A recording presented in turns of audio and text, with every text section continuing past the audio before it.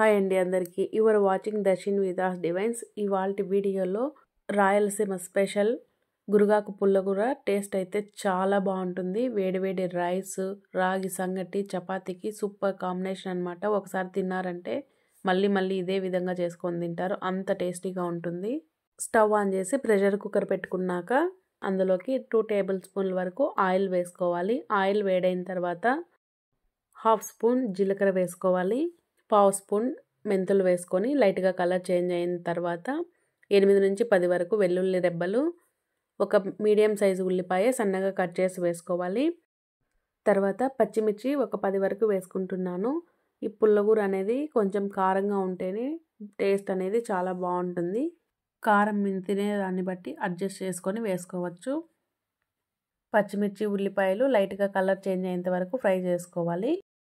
ఇప్పుడు ఇందులోకి ఒక 3 మీడియం సైజు టొమాటో కట్ చేసి వేసుకోవాలి. మరీ సన్నగా ఏం అవసరం లేదు, 1/4 అలా కట్ చేసుకున్నా సరిపోతుంది.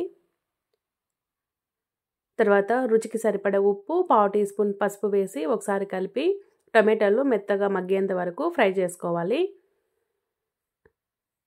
టమాటో ఫ్రై అవుతున్నప్పుడే కొద్దిగా చింతపండు, ఒక నిమ్మపండులో సగం చింతపండు, టమాటోలు ఎక్కువ వేసాం కాబట్టి కొద్దిగా వేసుకుంటే సరిపోతుంది. టొమాటోలు ఇలా మగ్గిన తర్వాత ఇప్పుడు ముందుగా శుభ్రంగా కడిగి పెట్టుకున్నటువంటి గురగాకు వేసుకోవాలి. కాడలు లేతగా ఉన్నాయంటే కాడలతో సహా వేసుకుంటే టేస్ట్ అనేది చాలా బాగుంటుంది. ఆకు వేసిన తర్వాత ఆకు మగ్గేంత వరకు ఒక 2 నిమిషాల వరకు మీడియం ఫ్లేమ్లో ఉంచుకొని ఫ్రై చేసుకోవాలి. ఫ్రెష్గా పల్లీలు దొరికేటట్టుంటే వేసుకోవచ్చు, లేదంటే మనం నార్మల్గా ఇంట్లో వాడుకుంటాం కదా, ఆ పల్లీలు నీళ్ళల్లో ఒక 1 అవర్ అలా నానబెట్టినా సరిపోతుంది. అది కూడా టైం లేదనుకుంటే వేడి నీళ్ళల్లో నానబెట్టామంటే ఒక 20 మినిట్స్కి అంతా కూడా పల్లీలు నానిపోతాయి. ఇప్పుడు ముందుగా నానబెట్టుకున్నటువంటి పల్లీలు 1 కప్పు వరకు వేసుకున్నాను. పల్లీలు వేసిన తర్వాత ఒకసారి కలిపి బాగా ఫ్రై చేసుకోవాలి. ఇప్పుడు ఆకు అంతా కూడా బాగా ఫ్రై అయింది కదా, ఇప్పుడు ఇందులోకి ఒక పెద్ద గ్లాసు నీళ్లు వేసుకోవాలి. నీళ్ళు మరీ ఎక్కువ వేయకూడదు, 1 గ్లాస్ అయితే కరెక్ట్గా సరిపోతుంది. అలాగే 1/2 టీ స్పూన్ ధనియాల పొడి కూడా వేసుకున్నాక ఒకసారి కలిపిన తర్వాత ప్రెషర్ కుక్కర్ మూత పెట్టుకొని హై ఫ్లేమ్లో ఒక 4 విజిల్స్ వచ్చేంత వరకు ఉడికించుకోవాలి. ప్రెషర్ పోయిన తర్వాత మూత తీసి చూస్తే పప్పు అంతా కూడా బాగా ఉడికింది కదా. పప్పులో ఉన్నటువంటి నీళ్లను వేరొక గిన్నెలోకి వంపుకోవాలి. ఇలా వంపుకున్న తర్వాత ఒక ప్లేట్లోకి కొద్దిగా పల్లీలు తీసి పక్కన పెట్టుకోవాలి. ఇప్పుడు పప్పు కట్టితో కానీ లేదా స్మాషర్తో కానీ మనము పప్పు రుద్దుకున్నట్టు ఈ పుల్లగూరను ఇలా పప్పు కట్టితో కొంచెం కచ్చాపచ్చాగా ఉండేటట్లు రుద్దుకోవాలి. ఇలా ఉంటే సరిపోతుంది. ఇప్పుడు ఇందులోకి మనం ముందుగా పక్కన పెట్టుకున్నటువంటి పల్లీలు, నీళ్లు తీసి పెట్టాం కదా, ఆ నీళ్లు కూడా ఇందులోకి వేసుకోవాలి. పప్పు నీళ్లు ఇలా ఉండాలన్నమాట కన్సిస్టెన్సీ. గట్టిగా ఉంటేనే మనకు పుల్లగూర అనేది టేస్ట్ బాగుంటుంది.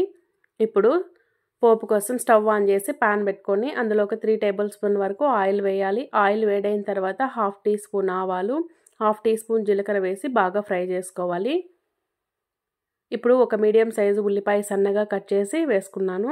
అలాగే కొద్దిగా ఇంగువ, ఒక రెమ్మ కరివేపాకు కూడా వేసి పోపు లైట్గా కలర్ చేంజ్ అయ్యేంత వరకు ఫ్రై చేసుకోవాలి. అలాగే ఒక ఎండుమిర్చి కూడా వేసుకున్నాక పోపు అంతా ఒకసారి కలిపి ఉల్లిపాయలు లైట్గా కలర్ చేంజ్ అయ్యేంత వరకు ఫ్రై చేసుకోవాలి. ఇలా ఉంటే సరిపోతుంది. ఇప్పుడు ఇందులోకి మనము ముందుగా రెడీ చేసి పెట్టుకున్నటువంటి గురగాకు పుల్లగూర వేసి పోపులో ఒకసారి బాగా కలిసేటట్టు కలుపుకున్నాక స్టవ్ ఆఫ్ చేసుకొని సర్వ్ చేసుకుంటే వేడి రైస్, సంగటి, చపాతీకి సూపర్గా ఉండేటువంటి రాయలసీమ స్పెషల్ గురగాకు పుల్లగూర అయితే రెడీ అయిపోయింది. టేస్ట్ అయితే సూపర్గా ఉంటుంది. తప్పకుండా ఒకసారి మీరు ట్రై చేసి ఎలా వచ్చిందో కూడా కామెంట్ చేయండి. ఈ వీడియో మీకు నచ్చినట్లయితే ప్లీజ్ తప్పకుండా మన ఛానల్ని లైక్ చేయండి, షేర్ చేయండి, అలాగే సబ్స్క్రైబ్ చేసుకోండి. Thanks for watching.